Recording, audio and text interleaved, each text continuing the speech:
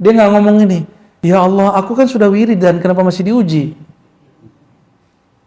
Ya Allah, aku kan sudah bertarekat samaniyah, qadiriyah, khalwatiyah, suhrawardiyah, semuanya.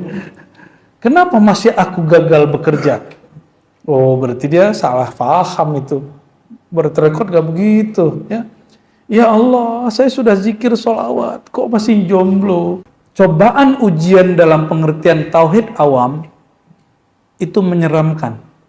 Tapi ujian menurut ahlullah itu adalah merasakan diri kita, semakin terasa diri, semakin terasa yang mengatur diri.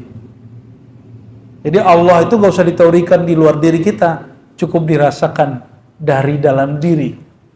Itu yang disebut man arafa nafsahu.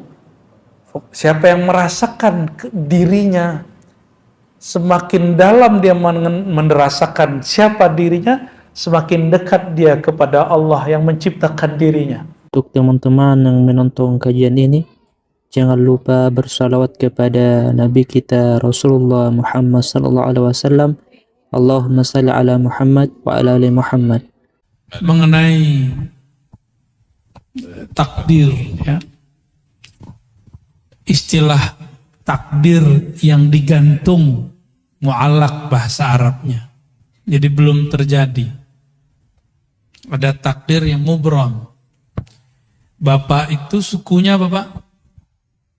Sukunya apa? Betawi. Bisa protes nggak? Coba saya lahir jadi orang Arab, bisa nggak? Nah, itu namanya mubram. Ya, itu menurut ilmu akidah nih ya. Ini ada versi lainnya ntar. Karena kalau dalam kitab begitu aja, yang kitab ilmu akidah. Tapi dalam kitab ilmu ma'rifatullah itu lain lagi. Ya, ada yang lebih dalam dari itu. Kita ini ditakdirkan hidup di akhir zaman. Bisa nolak nggak? Bisa nolak? Udah terima aja. Itu namanya takdir mubram. Lahir pengennya kulit kayak orang Korea ya. Ya. Nggak enak juga kali. Tapi ternyata lahir kulit sawo, ya, sawo mateng apa telur mateng. Nggak jelas ya. Kita nggak bisa protes, udah begitu aja. Apapun yang dia mau, bagi saya, mohon maaf. Jadi itu versi ilmu akidah. Semua takdir itu mubram bagi saya. Suka-suka Allah lah. Takdir mu'allaq itu ternyata sebenarnya mubram juga. Kenapa? Dia masih digantung, tapi kan haknya Allah. Mungkinkah takdir digeser? Mungkin. Ini pada sisi Allah, semua takdir itu suka-suka dia, bukan suka-suka kita. Sepakat? Takdir itu terbitnya dari kudrat iradat Allah, maka mutlak milik dia, nggak usah atur-atur. Makanya di dalam hikam awal-awal, arih nafsaka minat tadbir. Jangan kamu urus yang tidak perlu kamu urus. Ahli akidah mencoba menteorikan itu karena banyak orang protes. Ini takdir bisa dirubah nggak segala macam ya. Takdir itu bahasa Arab artinya ukuran yang Allah berikan untuk kita. Kita dikasih ukuran 10, tergantung kita ngambil berapa. Harusnya antum tuh suksesnya 10 kali lipat, cuma ngambilnya cuma 2. Salah siapa? Nggak akan keluar dari takdir. Ada kesalahpahaman memahami takdir. Takdir itu cuma 4. Apa aja? Waktu kita dalam janin, takdir cuma 4, Ustaz. Ya. Apa aja tuh? Apa? Ajal. Cepet amat ajal. Bikat birizkihi. Rizki dulu. Rizki itu jodoh 1. Jodoh itu rizki. Bikat birizkihi. Nggak ada di hadisnya wajodohihi. Nggak ada. Bikat birizkihi 1. Terus wa amalihi. Amal dulu. Ngapain kamu nanti? Itu amal bahasa Arabnya. Terus yang ketiga apa? Wa ajalihi, baru ajal. Jangan langsung ajal, Pak. Cepet amat mau ajal aja ya. Baru yang keempat, syaqiyun au sa'id. Dia nanya ahli surga apa neraka. Gitu. Bahagia di surga atau sengsara di neraka. Itu maksudnya, bukan bahagia di dunia, bukan itu. Banyak yang salah terjemah itu. Syaqi, dia sengsara masuk neraka, atau sa'id, dia bahagia masuk surga. Tuh ini aja udah panjang aneh jelasin. Antum mau nambah lagi pertanyaan. Rezeki, saya mau tanya. Kalau kita waktu kecil dulu gak punya gaji, rezeki datang gak? Dianterin oleh mak kita, ya gak? Bener? Waktu sekolah dulu kita dibayain orang tua kita. Rezeki diantar gak? Dianterin rezeki itu. Cuma karena setiap hari kita melihat orang berangkat kerja, pulang, berangkat, pulang. Orang mengira rezeki dicari. Sejak kapan rezeki dicari? Allah tuh bagi-bagi doang, Pak. Kita gak pernah nyari rezeki. Kita cuma nunggu dan ngambil. Nunggu. Time nunggunya inilah skill. Skill yang punya orang bisnis, skill yang punya orang politisi, dia tahu cara ngambil-ngambilnya. Ya. Ini kan sudah ada yang mulai sayembara mau jadi calon presiden kan?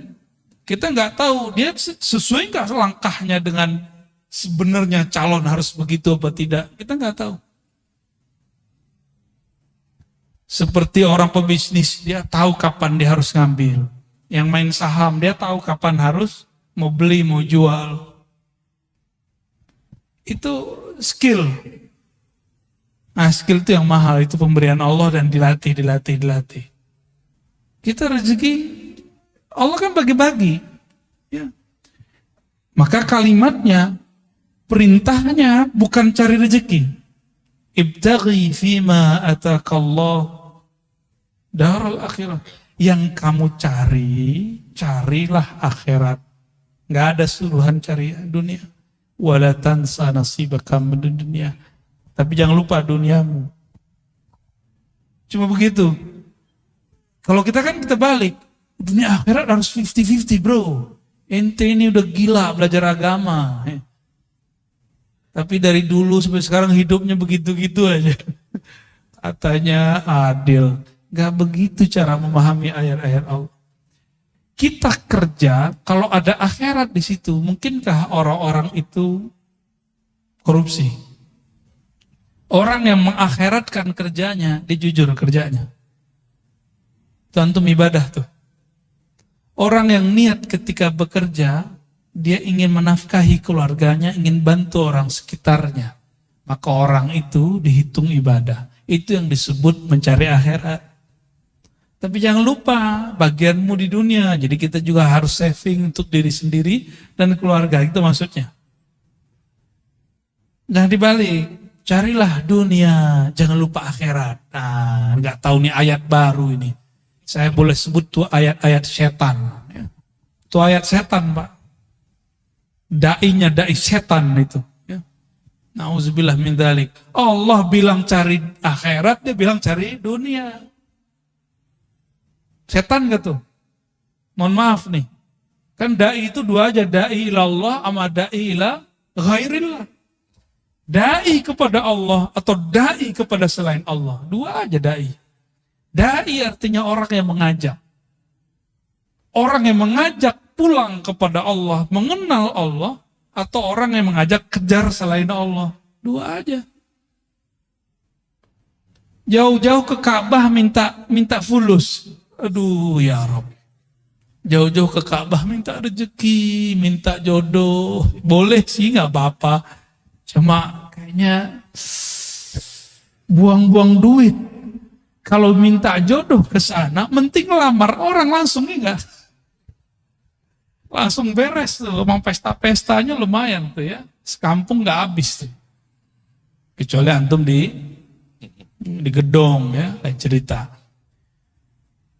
Jadi takdir itu ukuran yang Allah berikan kepada kita Lalu Allah titipkan di dalam diri ukuran lain yang disebut kasab. Laha ma kasabat wa 'alaiha maktasabat. Laha positif. Dia akan memperoleh prestasi yang dia usahakan. Wa 'alaiha maktasabat. Dia akan kena hukuman terhadap apa yang dia kerjakan. Nah, kasab. Maka dalam akidah Imam Asy'ari Ahlus Sunnah wal Jamaah, Imam Asy'ari ini murid Imam Junaid juga. Apa kata beliau? Allah kasih satu sir di dalam dirimu bernama kasab. Kasab itu sebenarnya adalah tajalli, pancaran kudrat iradat Allah yang Allah pinjamkan ke dalam diri manusia. Maka di saat dia faham kasabnya dia kemudian mengatakan, aku bisa begini pun karena Allah juga yang memberi. La haula wala quwata illa billah. Maka ketika dia mendapatkan sesuatu, dia girang untuk berbagi kepada hamba-hamba Allah. Ya. Nah itu takdir. Jadi takdir itu Bapak Ibu, ada takdir Lauh Mahfuz. Itu jadi bukan qada azali, qadar hadis, enggak. Yang tepat ya, yang tepat secara ilmu ma'rifatullah, qadar sama. Qadar ini saya mau ngambilnya yang pakai sinonim. Itu tertulis di Lauh Mahfuz. Lauh Mahfuz itu, lauh bahasa Arabnya papan tulis. Cuma kan yang di langit itu bukan papan, Pak. Ya. Makhluk yang tercipta dari nur, tapi di situ tertulis. Ada lembaran-lembaran seperti dedaunan-dedaunan cahaya, di situ tertulis. Ini namanya Pak Fulan, Ibu Fulan, Puan Fulan, Tuan Fulan. Tulis di situ. Namanya sudah ada. Oke, itu makhluk enggak? Lauh Mahfuz makhluk enggak? Maka takdir yang tertulis di Lauh Mahfuz semuanya makhluk. Cuma bedakan, ilmu Allah makhluk enggak? Ilmu Allah bukan. Ilmu Allah azali. Jadi yang azali itu ilmu Allahnya, sedangkan suratan takdirnya bukan azali. Azali itu tidak berawal, tidak dicipta, itu azali. Semoga pusingnya. Tuh. Salah siapa nanya bab begituan? Ya. Namun apa kata Allah? Kataba ala nafsihir rahmah. Di Lauh Mahfuz tertulis hukum takdir. Orang yang baik dapat balasan kebaikan. Orang begini ya begitu. Itu hukum takdir. Sebab akibat itu Lauh Mahfuz. Hukum sebab akibat. Jadi adakah hukum sebab akibat di dalam Islam? Ada. Allah akui disebut kita hari ini sunnatullah. Atau disebut hukum alam. Allah akui. Tapi kata ba'ala nafsih rahmah. Allah tetapkan pada dirinya, pada zatnya rahmah, kasih sayang. Mengalahkan semuanya. Mengalahkan semuanya. Allah nih. Maka Allah mengatakan Ar-Rahman ala arsyistawa. Dia yang maha pengasih. Penyayang itu bersemayam. Meratakan. Memenuhi semua aras. Dan aras itu meliputi alam semesta. Tubuh ini diliputi oleh aras Allah. Tubuh antum semua diliputi oleh aras Allah. Aras itu diliputi Ar-Rahman. Berarti diri kita ini di sisi arasnya Allah. Itu liputan rahmat. Jadi jangan bawa hukum takdir ke Allah. Namanya keadilan. Jangan cari keadilan kepada Allah. Jangan cari hukum sebab akibat kepada Allah. Kalah kita. Sama sholat yang tadinya kita nggak diterima. Maka Imam Asy'ari bilang, jangan pernah cari keadilan Tuhan. Minta rahmat Allah. Itulah Nabi ngomong, kamu masuk surga bukan dengan amalmu. Karena kalau amal keadilan, hukum keadilan. Jangan pernah minta keadilan Allah. Masuk surga itu karena rahmat. Dapat hidayah, jadi wali Allah, jadi kekasih Allah. Dapat ilmu itu karena rahmat. Ciri-ciri orang dapat rahmat di kolbunya. Tidak ada lagi rumus-rumus kebencian. Gimana? Di kolbu kita sudah begitu belum? Katanya baca bismillah tiap hari. Imam Syafi'i, kenapa mewajibkan baca basmalah bagian dari Fatihah? Baru berharap orang-orang yang bermazhab Syafi'i, murid-muridnya nanti, kolbunya dipenuhi dengan Rahman dan Rahim. Tauhid ahlil haqa'iq ala zahir.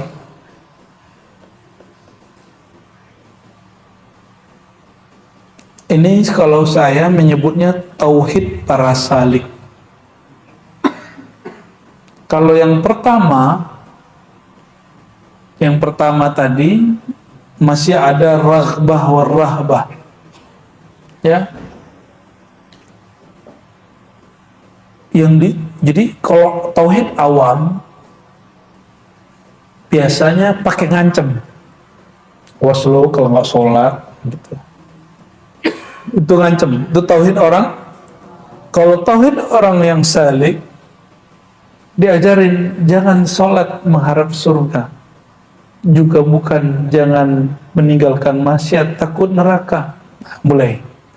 Tapi karena harap yang punya surga, segan kepada yang punya neraka, mulai diajarin begitu. Itu tauhid salik. Di sini sebutkan ahlul haqaiq ala zahir, setingkat dikit di atas orang awam.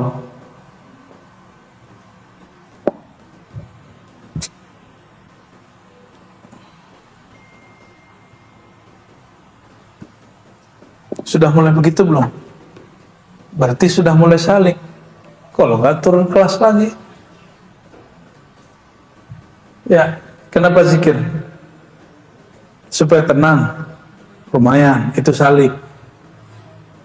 Kalau orang awam, kenapa zikir? Supaya rezekinya banyak. Itu orang awam. Ya, kan kita pernah juga dipotong orang kan, lagi ngomong begitu kan? Habib lagi yang motong, tapi kami udah baikan sih habis itu. Ya, akhirnya kita tegur, bedakan manfaat faedah dengan tujuan. Ya, alhamdulillah dia terima, maka kami baik-baikan aja. Cuma orang aja yang ngadu-ngadu kan, mumpuk karena sekarang lagi ramai bab habaib nih, videonya dinaikin lagi. Ya salam ya.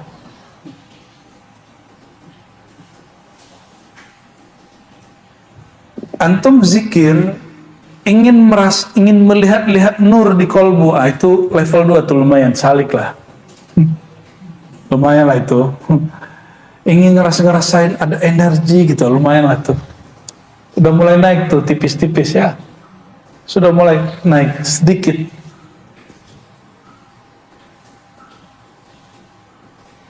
Maka ada tauhid yang ketiga. Jadi tauhid yang kedua berarti menyembahnya bukan lagi karena ancaman, bukan lagi karena harapan pahala.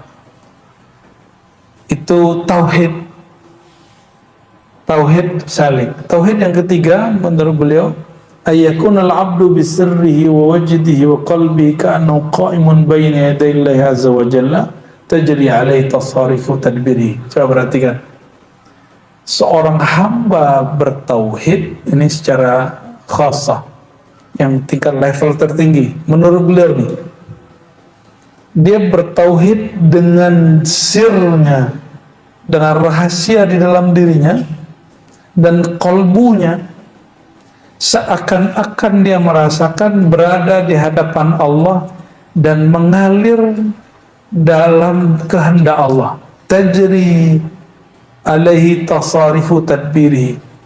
Jadi dia apapun yang terjadi, yang dirasakan ini gerakan dari Allah Subhanahu wa taala, ketentuan dari Allah, dan dia menerima. Maka saat ada orang minta wirid kepada saya, gimana caranya jadi kekasih Allah? Ngeri kali tuh, pengen jadi wali dia.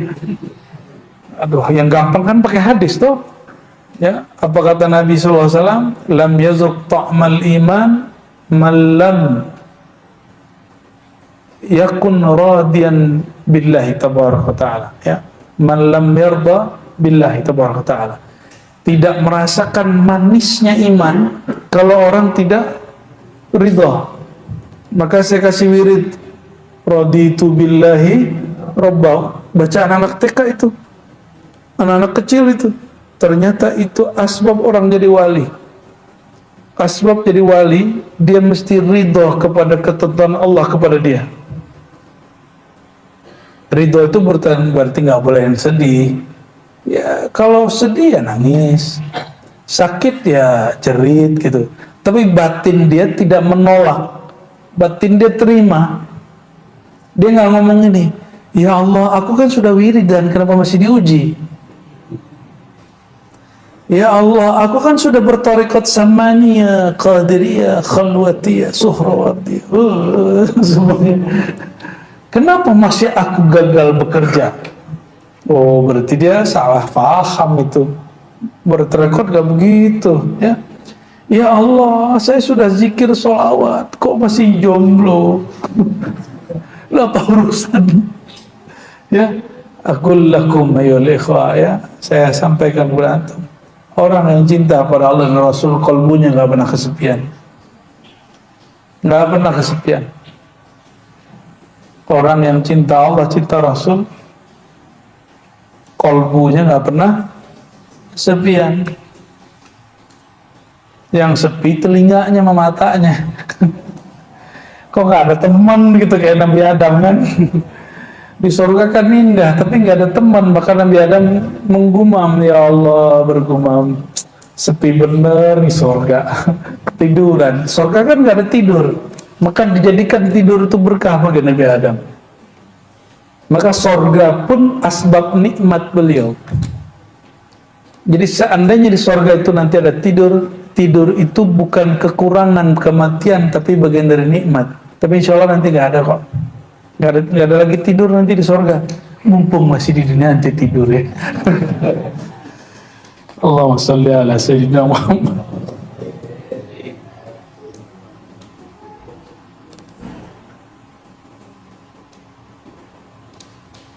Kenapa kita mesti merasakan bahwa kita ini dalam aliran takdirnya Allah? Ini bukan fatalis. Ini bab rohani.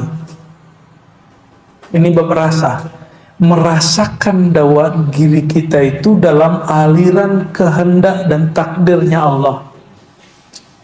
Maksudnya apa? Ini mohon maaf. Salah satu kemanjaan seorang pasangan kepada pasangannya, dia merasa ingin diperhatikan, ingin ditarik, ingin dipeluk, segala macam, ingin dikuasai. Gitu. Itu sebenarnya adalah imitasi daripada cinta yang bersumber dari kemarifatan tauhid si hamba kepada Allah. Maka si hamba itu justru sedih kalau nggak diuji. Sebagaimana seorang pasangan, dia sedih nggak direpotin oleh kekasihnya. Emang kamu udah nggak sayang sama aku gitu jadinya? Sama seorang hamba ngomong, ya Allah, kok hari ini gak ada ujian ya? Apa engkau tidak memperhatikan aku lagi? Cira. Bagi dia, ujian itu bukan lagi beban. Ujian itu adalah perhatian. Maka konsep orang ini gak ada namanya sedih. Itu yang disebut la khaufun alaihim walahum yahzanun. Jadi faham? Mulai faham kenapa ada ayat, 2 ayat ya di Quran, bahkan sekian ayat di Quran, lebih dari 2 ayat malah. Tapi yang lafaznya istiqamah 1. Innal ladzina qalu rabbuna Allah tsumma istaqamu fala khaufun 'alaihim wa lahum yahzanun. Al-Ahqaf. Orang yang mengatakan Rabb kami Allah, Tuhan kami Allah, kami ridho kepada Allah, lalu rasa itu dia istiqamahkan. La khaufun 'alaihim wa lahum yahzanun. Orang yang mengatakan Rabb kami Allah, kami dalam aliran takdirnya Allah, kami tidak akan keluar dari takdirnya Allah. Dan nikmat sekali. Dalam takdir Allah itu nikmat sekali. Karena kita dididik dari kecil bahwa Allah itu tukang ancam, ya, Allah itu kayaknya tukang seksa gitu. Akhirnya antum kalau diajak ke sini agak sulit. Ada border di sininya, ada penghalang. Ini bukan bab ancaman. Ya, kalau ente kalau nggak sholat ntar diuji loh sama Allah gitu, ntar dapat ujian loh, ntar dapat cobaan. Cobaan ujian dalam pengertian tauhid awam itu menyeramkan. Tapi ujian menurut ahlullah itu adalah rahmah, adalah rahmat kasih sayang Allah SWT. Maka jika disebut asyadun nas balaan al-anbiya, orang yang paling banyak ditempa itu para nabi, lalu orang yang mirip dengan nabi, para aulia, para ulama. Kalau terjemahan bab rohaninya, orang yang paling banyak diperhatiin Allah adalah para nabi, para aulia. Itu terjemahan versi ketiga. Pilih yang mana? Profesor aja nggak nyambung lah ini. Karena profesor debat sama saya, dia bilang, ya hadis yang ente baca itu akan membuat orang jauh dari Islam. Karena orang tidak ada yang mau diuji. Sedangkan yang paling banyak diuji adalah para nabi dan orang yang ikut nabi. Berarti gak usah ikut nabi sekalian biar gak diuji. Gitu kata dia. Profesor itu, Timur Tengah lagi sekolahnya. Berarti gak nyambung kan? Kitab yang dibaca sama, orang yang ngaji di Ciputat kok lebih paham gitu. Orang ngaji di lokal, di pesantren lokal lebih paham. Kita malu sama KK lokal, kok mereka lebih paham bacanya daripada orang-orang yang kuliah-kuliah tinggi. Ya Allah, mawafiqna ila ma tuhibbuhu tarlah. Baik.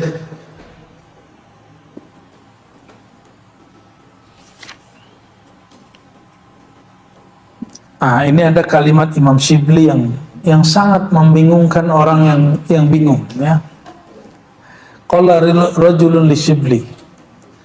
Bertanya seseorang kepada Imam Shibli. Shibli ini siapa? Abu Bakar Ash-Shibli ini siapa? Ada yang tahu? Teman Al-Hallaj. Al-Hallaj yang mati dibunuh karena dituduh sesat. Shibli nggak dituduh sesat, tapi dituduh mabuk.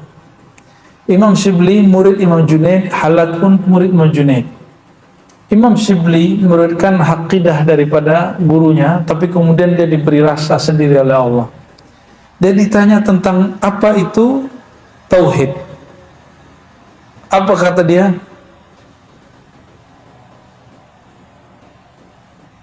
Waihak, payah kamu gitu. Nanyanya kok berat-berat gitu ngomong. Man ajaba anit tauhid bil ibarati fahuwa mulhid. Ini perhatikan. Siapa yang mengibaratkan tauhid dengan kata-kata, maka dia akan terjebak pada ilhad, pemingkaran, bahkan ateis. Waban asyara ilaihi, siapa yang mengisyaratkan Allah dengan isyaratnya, fahuwa sanawi, dia menjadi penyembah berhala. Allah kok bisa ditunjuk di satu arah? Kok bisa diisyaratkan dengan suatu simbol? Berarti Allah berupa. Allah ada rupanya. Maka orang yang mengisyaratkan Allah dengan sesuatu, dia sama dengan apa? Penyembah berhala. Ini menurut Imam Shibli. Ini kalam Shibli, nggak masuk, bukan kalam akidah ya. Ini kalam orang lagi sedang mabuk. Ini kalam ahli kelompok yang ketiga. Wa man sakata anhu, tapi jika kamu diam, tandanya kamu jahil. Serba salah sama dia. Kita ibaratkan tauhid, ditanya tauhid itu apa? Kita jawab, kata dia, ente mulhid, ente ingkar. Kalau kita kasih isyarat, kamu penyembah berhala. Jika diam, salah lagi sama dia, ente jahil katanya. serba salah mahala sini. Kayak perempuan lagi dapat katanya. Tapi ini bukan lagi dapat. Justru dia betul, dia lagi dapat ma'rifatnya. Wa man wahama annahu wasilun falaysa lahu hasilun. Siapa yang mengklaim dirinya telah wusul kepada Allah, telah sampai, dia tidaklah mendapatkan hasil. Wa man awma ilaihi fa huwa 'abidun wathanin. Siapa yang mencoba memberikan isyarat simbol-simbol tentang Allah, maka dia telah merupakan Allah dalam satu bentuk. Fa huwa 'abidun wathanin. Dia penyembah berhala. Wa man nataqa bihi fa huwa ghafilun.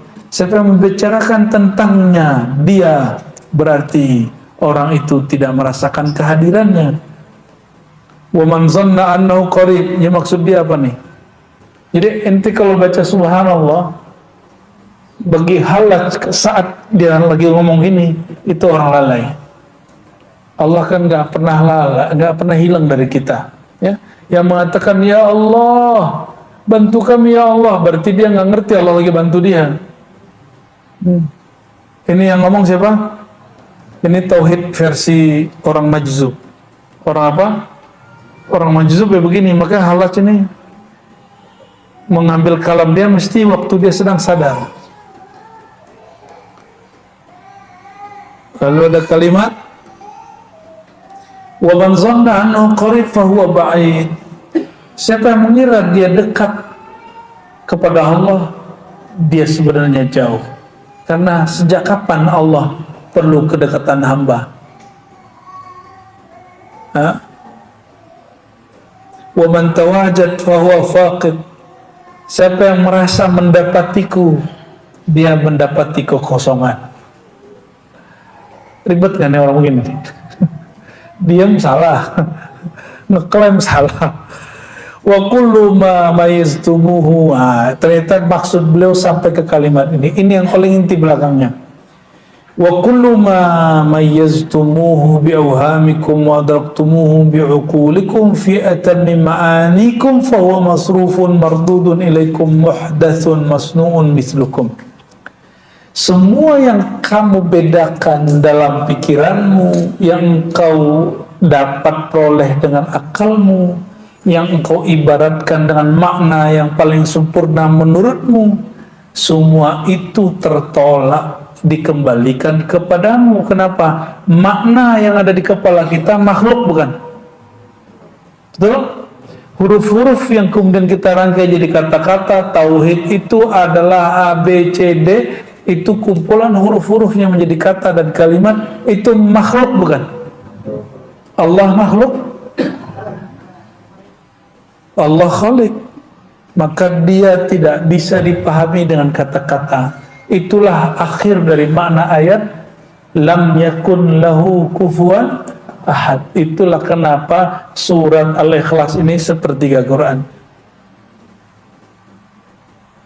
Dia pendek tapi setara dengan sepertiga Quran. Semakin orang menyadari bab ini, baru dia disebut ikhlas. Ikhlas dalam surat Al-Ikhlas bukan ikhlas versi ente ngomong aneh ikhlas lah ya. Bukan begitu, itu mah ikhlas orang awam tuh. Bukan itu. Ikhlas dalam pemahaman surat Al-Ikhlas adalah al-bara'atu an kulli wahmin wa aqlin wa ma'nin wa ma'na, ya. Terlepasnya engkau dari semua persepsi pikiranmu, semua asumsi-asumsimu, dan semua kata-kata makna yang kau gambarkan tentang Allah. Jadi apapun yang kita kalamkan tentang Allah, Allah lebih sempurna dari itu. Oke? Itulah makna la ilaha illallah. Lalu kalau dimaknai lagi, maha suci engkau, maha bebas engkau dari semua yang aku bayangkan. Itulah subhanallah. Gimana? Sudah mulai nyambung? Sudah mulai nyambung? Ini aslinya kitabnya rumit, tapi saya mohon kepada Allah semoga ini bisa mudah dipahami. Sudah mulai dipahami? Jadi kalau disebut Qul huwallahu ahad, katakanlah hai Muhammad, Allah itu dia, Allah itu ahad. Kenapa dimulai dengan kata dia? Dia itu menunjukkan agar engkau tidak membayangkan fisik. Karena dia berarti gaib. Gaibkan dulu akalmu, gaibkan dulu panca indramu, baru engkau katakan Allah. Allah itu menyebut dirinya apa? Ahad. Maka jika diterjemah, hanyalah dia yang memahami keesaan dirinya. Loh, terus itu apa belajar tauhid? Belajar tauhid itu belajar meniadakan diri di hadapan wujudnya, barulah terasa wujud Allah Subhanahu wa ta'ala. Jadi gimana cara merasakan wujudnya Allah? Tiadakan diri di hadapannya. Bagaimana merasakan dia esa? Tiadakan kemajubukan diri kita, peran diri kita, baru kita ngerasain dia esa. Ya. Itulah makna la haula wala quwata illa billah. Jadi ada 3 ungkapan tauhid: la ilaha illallah, subhanallah, la haula wala quwata illa billah. Itu ungkapan tauhid. La ilaha illallah menafikan semua, meniadakan semua yang dibayangkan. Coba bayangkan tentang Tuhan, bayangin. Sudah kebayang? Nah, itu bukan Tuhan. Coba katakan Allah satu. Kebayangkan angka 1? Nah, Allah bukan begitu. Paham? Ya. Allah Esa. Kebayang apa? E-S-A. Ah, itu bukan Allah. Sebut Allah. Kebayang apa? Alif lam lam ha. Itu bukan Allah, itu nama Allah. Itu nama Allah. Bedakan nama Allah yang diungkapkan dalam huruf dengan yang punya nama itu sendiri. Coba tulis namanya di kertas atau tulis dalam pikiran. Sudah ditulis namanya dalam pikiran? Sudah nampak? Apakah itu kita? Bukan, itu tulisan tentang kita. Jadi kalau ada lafaz Allah, itu bukan Allah, itu nama yang menyimbolkan tentang Allah. Jadi kalau antum, ini mohon maaf, ini jangan, makanya udah talqin jangan belagu dulu. Itu baru memasukkan nama. Rasanya dirasakan oleh kolbu. Itu baru nama. Dan kita tidak menyembah nama. Menyembah nama naqisun, bukan syirik. Saya nggak sepakat dengan orang mengatakan syirik. Karena nama tidak terpisah dari yang punya nama. Maka man abidallah ka ismin fahuwa naqisun fil ubudiyah. Ini kaidah, ya, kaidah yang baru dibuat malam ini. Karena di kitab-kitab ditulis man abidal isma fahuwa musyrik. Kencang bener ente ya. Siapa yang menyembah nama syirik, itu orang terlalu keras. Nabi nggak begitu mengajarnya. Orang yang menyembah nama, dia belum sempurna. Bukan berarti dia musyrik. Kan nama tidak pernah terpisah dari yang punya nama. Ya toh? Nama Allah, coba nama antum pernah pisah nggak dari dirinya? Maka kalau ada orang menghujat nama kita, kita marah nggak? Ya, ditulis nama terus dicoret, marah nggak? Bahkan namanya dipindahin ke batu. Nih kamu nih, diinjak batunya. Marah kan? Marah kita. Ya. Mohon maaf, yang muncul antum foto terus diupload di sosial media, di Facebook, Instagram atau TikTok. Itu gambar kita, tapi itu bukan kita loh. Paham? Gambar kita, foto kita, itu bukan kita sendiri. Maka foto Ar-Razi bukanlah Ar-Razi. Jadi kalau ada orang menghujat video saya, itu bukan menghujat saya, itu menghujat si video. Indah kok hidup begitu. Makanya saya nggak stres hidupnya, alhamdulillah. Ini baru dikata-katain dikit, statusnya gak disepakai ke temannya, langsung stres karena terlalu menghayati kehidupan. Jangan terlalu nyatu-nyatu amat dengan sosial media, ya. Itu terpisah sama kita. Nama kita itu bukan kita yang sempurna.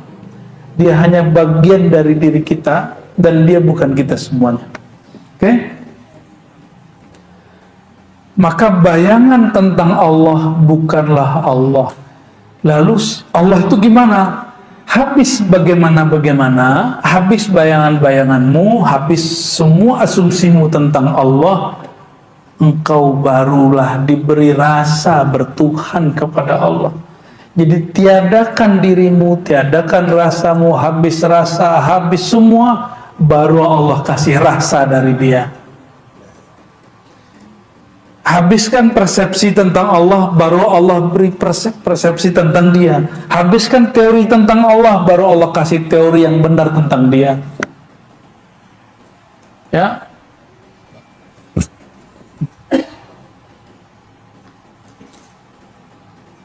Jadi kalau bertuhan itu justru membuat kita tambah rehat. Kenapa? Kita nggak perlu memikirkan Allah, cukup merasakan Allah. Kan, pikiran aneh berat nih, karena ente mikirin Allah. Kajiannya berat nih, karena kajiannya dipikirin. Oleh karenanya para sufi itu hidupnya paling santai. Kenapa? Ente bicarain Tuhan di langit, ke istawa, nuzul, ngapain? Allah bukan untuk dibayang-bayangin. Jadi bagi saya, ya sudahlah, bagi-bagi tugas lah. Kalau yang masih mau jadi singa aswaja, monggo. Saya udah nggak mau ya. Kita lebih nyaman mengikuti jalan-jalan beliau-beliau ini. Ya, tidak usah memperdebatkan sesuatu. Emang kita siapa perlu kemudian mengatur isi pikiran orang? Bisa nggak ngatur isi pikiran orang? Kita nggak sanggup ngatur pikiran orang, apalagi pikiran Wahabi. Maka saya meniatkan kalau saya menjawab satu persoalan yang berbeda dengan Wahabi, bukan untuk mendebat Wahabi, tapi untuk menenangkan diri saya dan menenangkan orang yang dekat saya. Pakai dalil-dalil, ini dalil tahlilan, ini dalil zikir tawasul, bukan untuk debat Wahabi lagi sekarang. Kalau dulu emang untuk debat Wahabi. Ya, berkat Allah Subhanahu wa taala Ar-Razzaq Al-Wahhab, ya, kita diberi anugerah, ya, rasa yang sudah nggak niat lagi yang begitu-gituan. Alhamdulillahirabbil. Jadi apa kata Hallaj? Ternyata kemabukan Hallaj itu adalah kewarasan kita. Dia mabuk tapi untuk ukuran kita itu waras. Apa kata dia tadi? Semua yang kamu bayangkan, semua yang kamu ibaratkan, semua yang kamu isyaratkan, itu semuanya tertolak. Itu semuanya hanyalah asumsimu. Asumsimu tentang Allah, pikiranmu tentang Allah, teorimu tentang Allah, itu ada di pikiranmu, pikiranmu makhluk. Allah tidak seperti itu. Maksudnya nggak usah pikirkan tentang Allah, cukup ridhoi Allah. Kul raditu billah, aku ridho kepada Allah. Udah selesai. Kalau yang maksa, kalau menyembah Tuhan yang nggak ada sosoknya gimana gitu ya. Maka mereka buat sosok itu kan lucu itu. Jadi orang itu menciptakan Tuhannya sendiri. Inilah perbedaan Tuhan orang yang bertauhid dalam ajaran tasawuf Ahlussunnah dengan Tuhan yang dipahami dalam agama-agama secara akliyah atau agama-agama dalam filsafat. Maka di filsafat barat itu ada orang yang berontak ke gereja terus ngomong gini. Dan itu ternyata benar diambil dari tasawuf. Tuhan itu adalah imajinasi manusia tentang dirinya yang sempurna. Makanya, ini kata mereka ya, makanya Yesus di barat itu putih, Yesus di Afrika hitam. Yesus di Cina sipit, Yesus di Jawa sawo mateng. Itu kata mereka, saya nggak. Itu yang ngomong filosof Barat yang mereka tadinya orang gereja. Nah, kita nggak akan nyinggung bab Yesus karena itu agama yang berbeda dengan kita. Kita hanya berbicara Nabi yang Isa, ya, alaihi salatu wassalam. Tapi ada benar juga ya. Benar nggak? Sosok dari yang tadi kita bicarain itu beda-beda kan per tempat. Nah, ajaran tauhid yang Nabi bawa sebenarnya ini. Oleh karenanya para sahabat waktu turun ayat Ar-Rahman 'alal arsy istawa, nggak ada satupun yang debat. Allah bersemayam di atas aras istawa, nggak ada satupun debat. Kenapa? Allah nggak perlu dibayang-bayangin. Sekali membayangkan Allah, akidahnya keliru. Allah tidak dapat disuci-sucikan karena apapun yang kau sucikan di pikiranmu itu masih pikiranmu. Itulah kritik Ibn Arabi kepada sebagian ulama Ahlus Sunnah yang merasa paling benar, tapi dia mengingatkan Ahlus Sunnah nggak begitu loh bro gitu. Ahlus Sunnah itu laisa kamitslihi syai', melepaskan asumsi tentang Allah selepas-lepasnya. Tadi kita sudah simulasi ya, bayangkan sesuatu, sudah. Allah nggak begitu. Tuliskan lafaz Allah di pikiran. Allah, alif, lam, lam, ha, a, l, a, ha, huwa, ha, waw. Itu nama Allah, bukan Allah.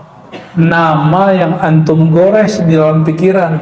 Maka nanti jika zikir terus Allah izinkan ada lafaz itu di kolbu, itu bukan Allah, itu nurnya kolbu.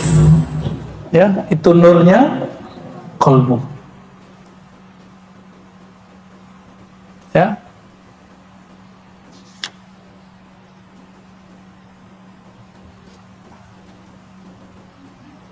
Mungkin ada yang bertanya, kalau gitu kita ngapain menghormati tulisan gitu ya? Gitu. Ini orang nggak punya seni ya. Ya udah, sini mana fotonya saya injek-injek. Mana namanya saya robek-robek. Pasti marah. Itu salah satu sifat jalaliyah yang Allah tajallikan kepada kita.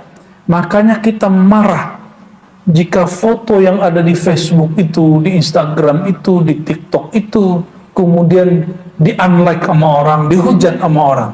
Kenapa? Kita merasa itu tidak, itu nama, itu wajah terhubung dengan kita. Ya. Jadi nama beda dengan yang punya nama, tapi di hati adalah lain. Ya. Bagian yang itu bagian Buya Zulaswi itu nanti tuh di kajian Kifayatul Awam ya. Maka kajian kita kitab Kifayatul Awam dia mesti diturunin grade-nya ke akal. Nggak boleh pakai ini. Tujuannya nanti baru sampai di sini. Supaya apa? Supaya akalnya jalan dulu, jalan, kaidah, ujungnya qaidatun bila qaidah, maqamun bila maqam, halun bila hal. Maqam tanpa maqam, hal tanpa hal, kaidah yang sudah dilepaskan dari semua kaidah. Jadi masih mau menyembah sesuatu yang kita bayangkan? Membayangkan sesuatu butuh tenaga, butuh energi, betul nggak? Butuh kalimat dan kosakata. Untuk menyembah Allah simpel sekali, jangan bayangkan apapun, rasakan saja. Merasakan diri kita, semakin terasa diri, semakin terasa yang mengatur diri. Jadi Allah itu gak usah diteorikan di luar diri kita, cukup dirasakan dari dalam diri. Itu yang disebut man arafa nafsahu. Siapa yang merasakan dirinya, semakin dalam dia merasakan siapa dirinya, semakin dekat dia kepada Allah yang menciptakan dirinya. Itu maknanya, ya.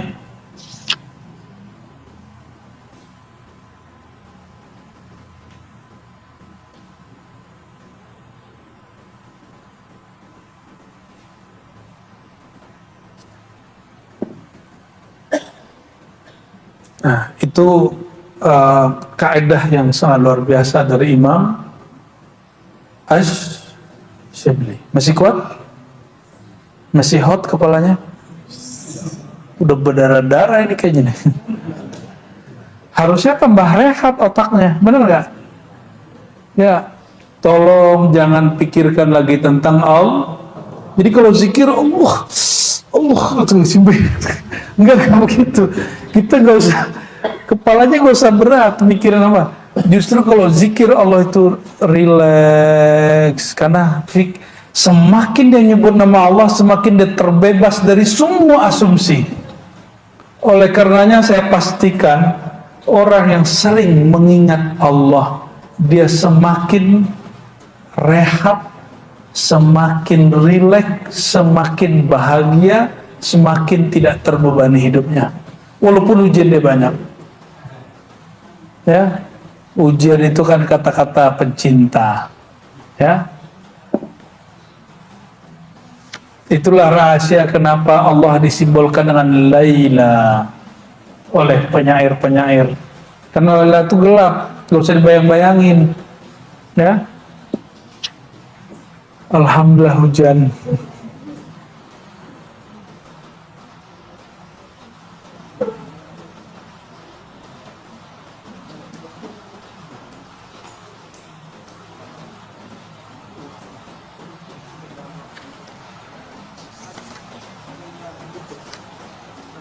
Oke, barangkali itu kajian tauhid menurut ulama tasawuf. Justru tauhid versi sufi itu tauhid yang paling mudah, karena tidak perlu pakai ungkapan, tidak perlu pakai teori. Ungkapannya adalah tidak berungkapan, teorinya tanpa teori, makomnya tanpa makom, kata-katanya tanpa kata-kata. Itulah tauhid para sufi, tauhid yang merelaksasi hamba dan pikirannya dari segalanya. Semoga Allah Ta'ala tambah mendekatkan kita kepadanya. Amin ya rabbal alamin. Sallallahu rabbuna ala nuril mubin Ahmad al-Mustafa Sayyidil Mursalin wa ala alihi wa sahbihi ajma'in. Sallallahu rabbuna ala nuril mubin Ahmad al-Mustafa Sayyidil Mursalin wa alihi wa sahbihi ajma'in. Sallallahu rabbuna ala nuril mubin Ahmad al-Mustafa Sayyidil Mursalin wa ala alihi wa sahbihi ajma'in. Afdalul dzikri la ilaha illallah, la ilaha illallah, لا إله إلا الله، لا إله إلا الله، لا إله إلا الله لا إله إلا الله لا إله إلا الله محمد رسول الله لا إله إلا الله محمد رسول الله لا إله إلا الله محمد رسول الله لا إله إلا الله محمد رسول الله صلى الله عليه وسلم في كل لمحة ونفس عدد ما وسعه علم الله. الفاتحة.